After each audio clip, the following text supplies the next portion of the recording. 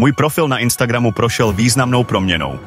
Rozhodl jsem se vyměnit komiksové filtry Prisma za magické animované styly inspirované Miyazakiho filmy.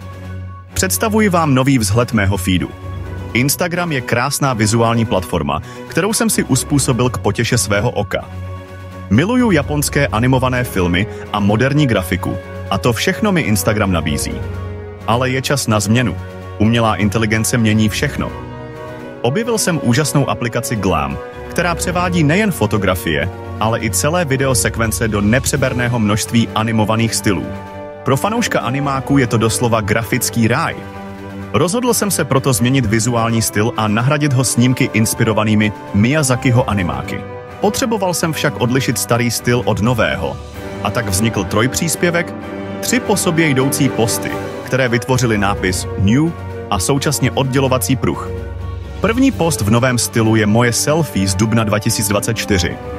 Podívejte se, jak by příspěvek vypadal v původním stylu ve srovnání s novým. Rozdíl je opravdu fascinující. Takže pokud milujete animované filmy a moderní grafiku, sledujte můj nový vizuální styl na Instagramu. Těším se na vaše reakce a komentáře.